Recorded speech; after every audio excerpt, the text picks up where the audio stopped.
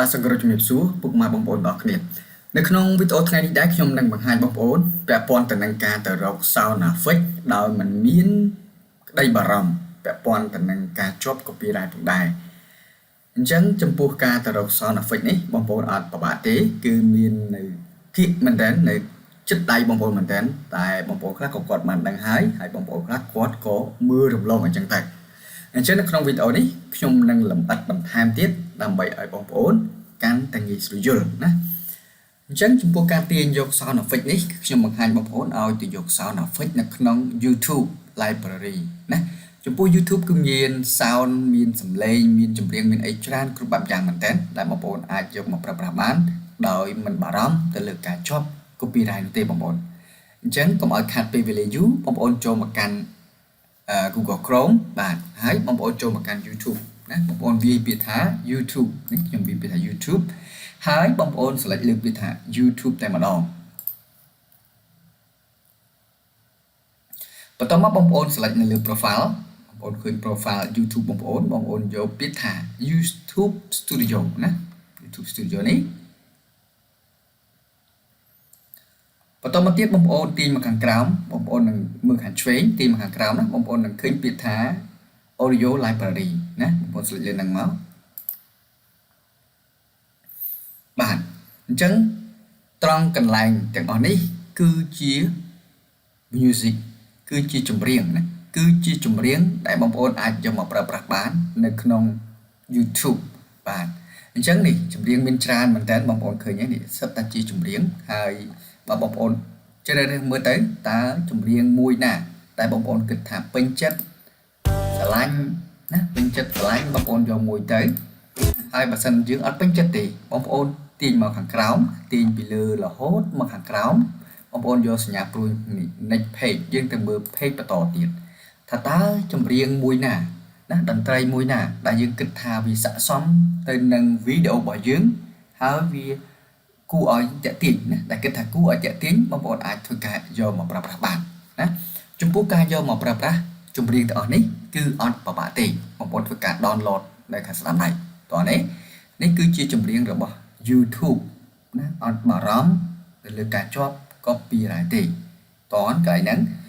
តោះឥឡូវយើងចូលមកមើល sound effect តែបងប្អូនចង់បាននៅ sound effect បងប្អូនឃើញពាក្យមួយគឺ sound effect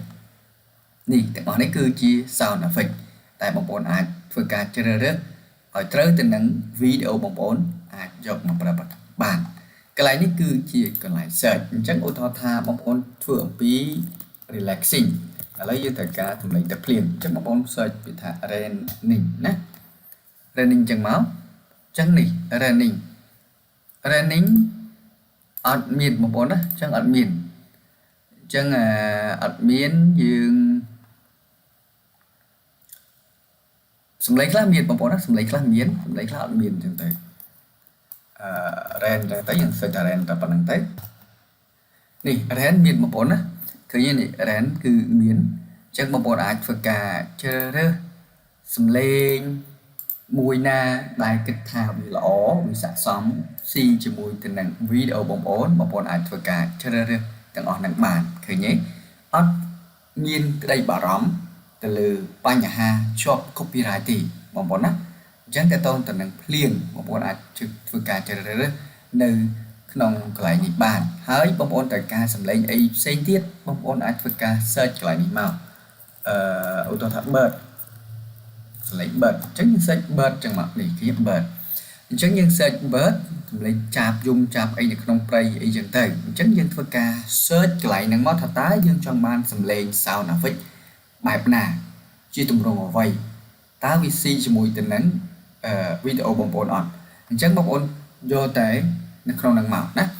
បើសិនបងប្អូនខ្លះក៏អត់ចង់ចំណាយលុយទេយើងអាចយកតន្ត្រីនៅក្នុង YouTube នេះក៏បានយើងមើលទៅតើតន្ត្រីមួយណាវាស័ក្តិសម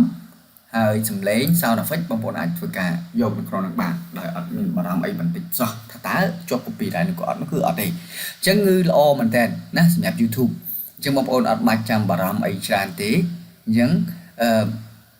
យើងនាំគ្នាចាប់ផ្ដើមធ្វើទៅណាបងប្អូនចាប់ផ្ដើមធ្វើ YouTube ពីឥឡូវទៅថ្ងៃក្រោយ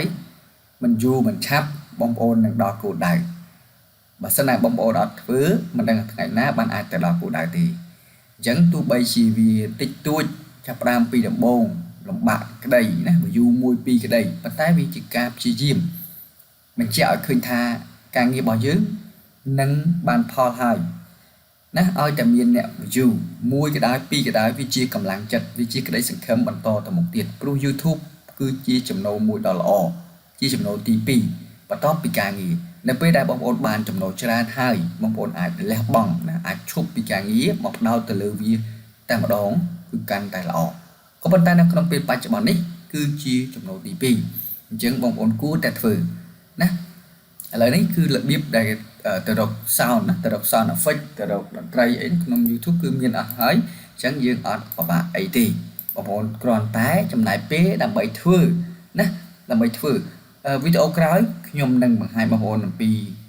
content ផ្សេងៗហើយនៅក្នុងវីដេអូ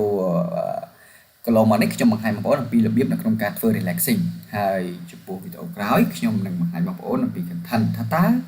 បងប្អូនគួរតែធ្វើ content បែបណាដែលវាល្អសម្រាប់បងប្អូនអញ្ចឹងណាអូខេអញ្ចឹងសម្រាប់បងប្អូនដែលថ្មីមិនទាន់បានស្គាល់ channel របស់ខ្ញុំមិនទាន់បានចុច subscribe channel របស់ខ្ញុំអញ្ចឹងសូមជួយចុច subscribe ម្នាក់មួយដើម្បីទទួលបាននៅវីដេអូថ្មីអរគុណហើយជួបខ្ញុំនៅក្នុងវីដេអូក្រោយ